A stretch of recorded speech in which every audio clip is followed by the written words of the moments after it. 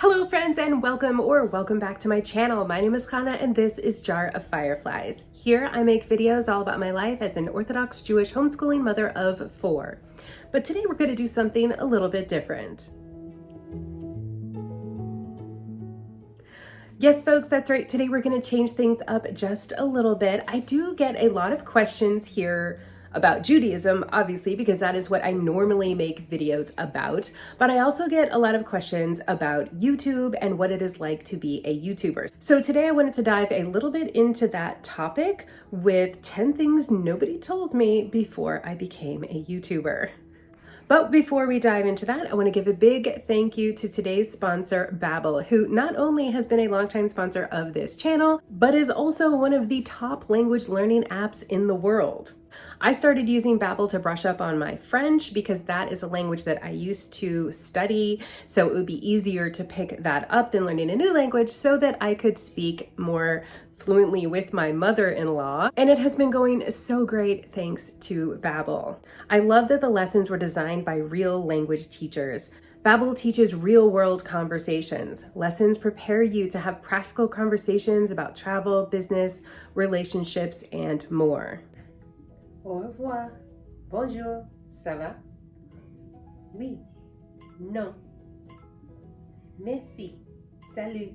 As always, of course, I have left you all of the information down in the description box and in my pinned comment below, so click my link to get 60% off your subscription. Okay, and now back to our video. Okay, so like I said, I get a lot of questions about YouTube and being a YouTuber and that sort of thing. So it's kind of been on my mind to make a video kind of talking about some of the things that I've learned about being a YouTuber. And one of the reasons that I wanted to do this is because there's just not a lot of information about being a YouTuber out there. Probably because it's such a new job in the scheme of jobs, there's just not a ton of information out there about it. And I know for myself and a lot of my other friends that I have met who are fellow YouTubers through YouTube, we're all kind of learning as we go. So today I'm going to be sharing with you all 10 things that nobody told me before I became a YouTuber. Number 1 is that this is an actual job. So I kind of touched on this just a second ago, but YouTube is 100% a real job.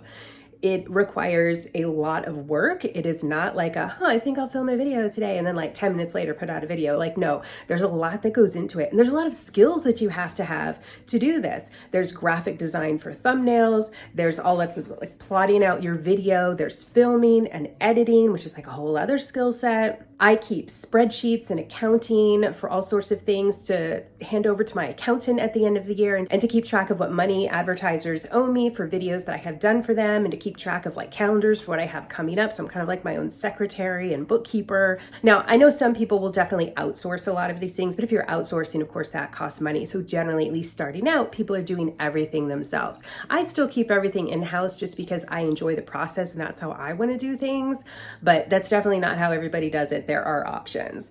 But in general, you have to develop a lot of skill sets and learn a lot of things on the job, which is normal, I think, of most jobs. But yeah, it's totally a real job. I easily work full-time hours on this job. Now that I've cut back on my videos, I only do 1 video a week now instead of 2. It's definitely more of a part-time job now, which is fantastic because life is busy when you're a mother of 4.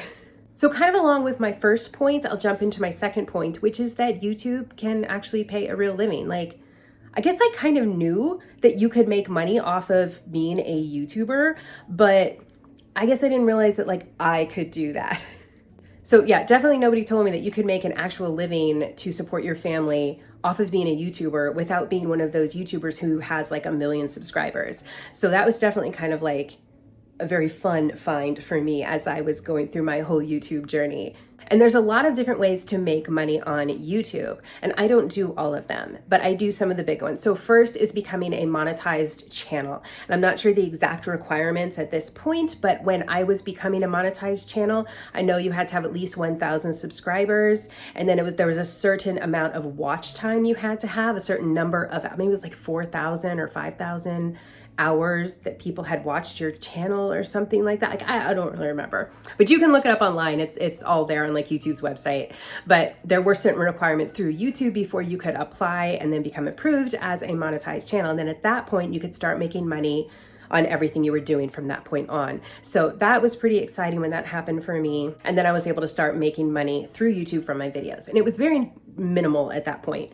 It's still like the money that I make just from YouTube is definitely not enough to live on. It's nice. I'm very grateful for it. It helps my family, but it's definitely not enough to live on or support my family. Where I make most of my money is when the advertisers reach out to me and say, hey, we really want to work with your channel where you advertise this product. And then I do what we call an ad integration, which is where I just start talking about a product and I tell you guys about it. And then I leave all the information and stuff for you guys to check out, like we had in the beginning of this video. So with those and the money from YouTube, that allows me to really actually make a living off of YouTube. Other ways you can make money off YouTube is affiliated links through like Amazon and things like that. Merch is another way to make money as a YouTuber, which is something that I am working on. I have a lot of merch ready to go and I want to make a little bit more, as is putting out like digital products. Like some people will sell digital products like an ebook or a course. So those are other options. Those are kind of like the main options that I see people generally doing to make money as a YouTuber. Okay, so the third thing that nobody told me before I became a YouTuber is that you have no idea what your job title is, because you're kind of doing all the things. So YouTuber is kind of a nice catch-all phrase. A lot of people will say that they are a content creator. But to say that you're a content creator is sort of like a all-encompassing term that could mean also TikTok and Instagram and I don't know what other kinds of social media are out there these days. I can't keep up. And of course there is influencer or micro-influencer. I can't think of any other names offhand. There probably are some that I am forgetting. But in general, I don't tend to like any of those terms. So when people ask me what I do for a living, I will generally just say like, oh, I have a YouTube channel. But if I don't feel like talking about it, which is actually fairly often, then I will just say, oh, well, I stay home with my kids and I homeschool them and, you know, just kind of like leave it at that. If I was making business cards, I honestly don't know what I would put on there. Probably content creator if I had to pick one, but I don't know. Anyways, on to the next point. All right, for the fourth thing that nobody told me before I became a YouTuber is that people will recognize you in public. This one definitely threw me for a loop a little bit the first time that it happened. So the first time it happened, it actually happened to my husband. So he was out and somebody recognized him as being my husband, as being Mr. Firefly. And he thought that was really funny. And so he came home and told me all about it. And I was like, that's hilarious. The first time it happened, it didn't even happen to me. But then I was at a wedding and somebody was there and they recognized me. So that was the first time that it happened to me. And then it happened in the grocery store. So for me, it's kind of a fun thing, but it also kind of like makes me sort of, anytime I'm out, I'm kind of like, well, do I need to act like I do when I'm filming? Because sometimes you're just having a bad day or you're stressed out because you're dealing with 4 kids at the mall or like whatever. And, you know, you're always like, well, wait, what if somebody sees me and they watch my YouTube channel and then they're like, oh, is that what she's really like? Like, I don't know. Like, I don't know. It ends up sort of always being in the back of your head. That's sort of like a little raw chalk there.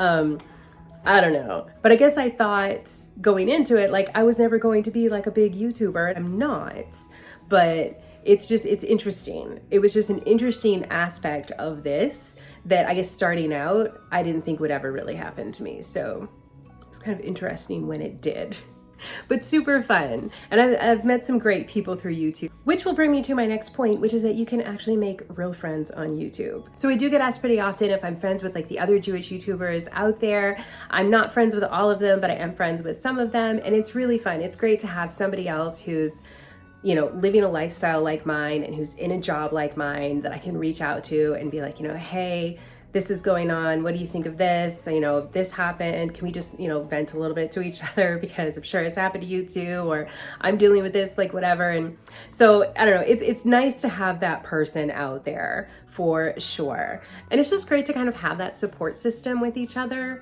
It's a really nice feeling. Like it really is like a community out there.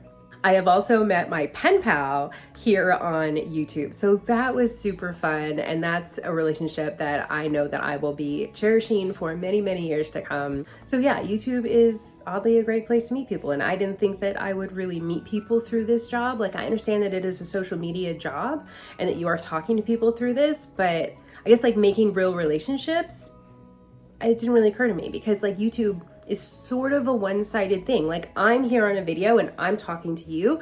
You're not talking back. Like, this isn't a conversation right now, but we are having conversations down there in the comments below. So speaking of, drop me a comment down below. That's always really fun. And of course, helpful for my channel. So thank you for that.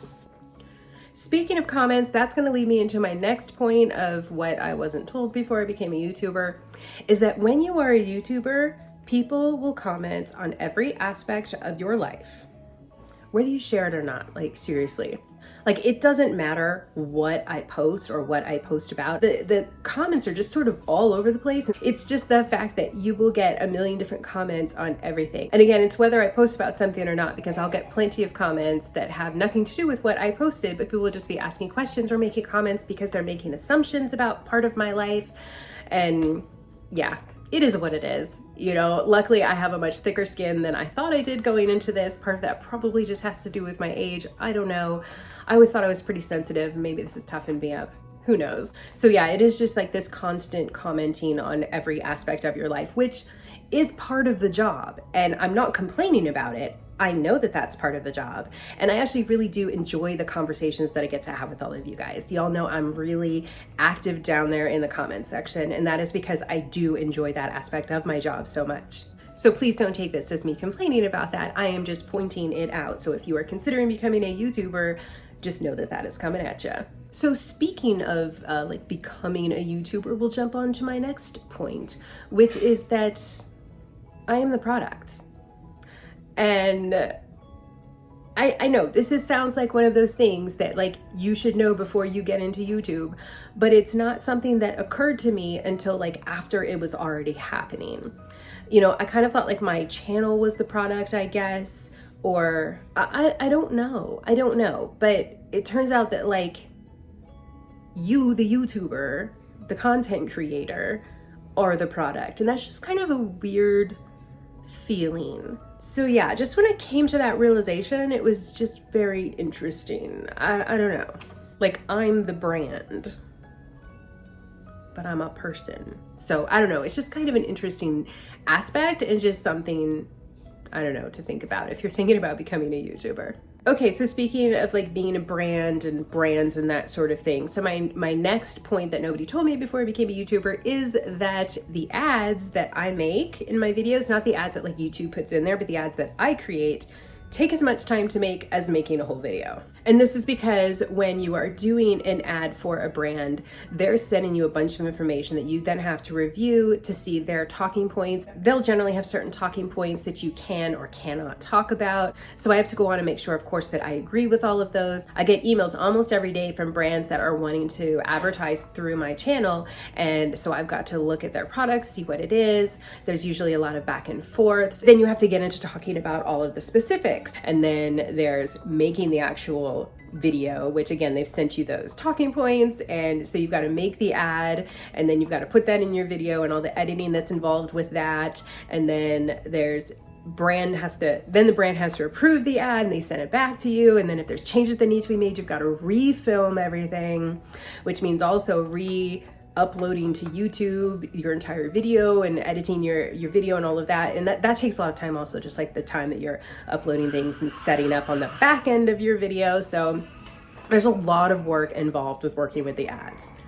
It's totally worth it. It's fun, but like it is a lot of work, and it is just as much work as making the actual video itself. Okay. The next point is boundaries. I am so glad that I set up some pretty firm boundaries from the get-go of my channel, which was keeping a lot of information about my family, specifically like more exactly where we live and what our names are. Like I don't share my family's last name. Same, I don't show the outside of our house. I don't show my kids' faces. I don't share my kids' names. There's just like a lot of things that I don't share. I don't even share my husband's first name on here. So there's a lot of things that I don't share to protect my family's privacy and to protect my children's safety and my family's safety. So yeah, boundaries are definitely a really big deal with YouTube. It's really important to have boundaries with what information that you share. I am juggling a baby because he was sleeping and now he is awake and he is not wanting to be put down. So yeah, that's fun. So that's one set of boundaries that I have, is like kind of that personal family safety stuff. But then another set of boundaries that you can have is like how much work you're going to do. Like how many hours are you going to put into it? You might want to limit the hours that you put into it, because you could really work at this for like constantly. You could always be trying to do something else or something better, but sometimes you just have to like put the work down and go. And that's kind of a self-employed problem, I think. I think people who are self-employed, which as a maker of YouTube videos, I am, it can be really hard to like stop the work. All right, so let's jump into the final point now. The final thing that nobody told me before I became a YouTuber is that I would tell people not to become a YouTuber. And I know that's kind of a crazy thing for me to say, because that's what I do, but I honestly don't even know if I would take my own advice. Like looking back now, knowing everything that I know, would I take my own advice? I honestly don't know. I think it's because mostly the people who are asking me to be on YouTube are like much younger people who are teenagers or even tweens, and they think it's such a great idea to go be a YouTuber. And I don't know, I kind of have to sit down and be like, okay, here's what's really involved with being a YouTuber. And then they're kind of like, oh, maybe that's not such a fun job, you know? So I think that there's just like a lot of kind of starry-eyed, oh, well, I could just do this and it won't be that much work and I'll just start making money. Like it seems like an easy job, but there's actually just like a lot more involved with being the content creator of YouTube videos. It's definitely a fun job. There's definitely a lot of cool perks to being a YouTuber. It's fun to see like my growth as a person over the years that I have been a YouTuber. Like there's some really cool things about it. The people that I have met through this channel, the people that I chat with every day, like there's some really wonderful things about being a YouTuber, but it's also not like that easy card that I think a lot of people think it is. So sorry about the camera. Again, baby firefly crawling around. So I just end up basically spending a lot of time sitting down with people and like talking about like, here's what it's really like. And then they're like, oh, maybe that's not for me. That's why I say that I advise people not to be a YouTuber. All right. And that is where we're going to call this video a close, because I'm going to go spend some quality time with this little baby firefly crawling around here up around the tripod. All right. Thank you all so much for being here today. Let me know if there's anything that surprised you about being a YouTuber, or if you have done any kind of content creation. Share any gems or pearls down there in the comments section below. Let's get that conversation going. Be sure to like this video if you enjoyed, and don't forget to hit that subscribe button. I would absolutely love to see you here again. Last but not least, don't forget to check out Babbel. I have left you all of the information down in the description box below and in my pinned comment. Click on my link to get 60% off your subscription. And with that, we are done. I hope you all have a fantastic rest of your day, and I will see you in my next upload.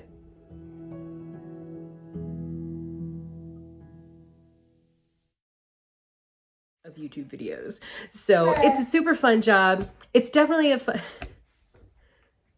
sorry, he's like totally on the tripod now. Don't forget to hit that subscribe button. I would absolutely love to see. Last but not least, don't forget to check out Babbel. Last but not least, don't forget to check out Babbel. I've left you all that information down in the pinned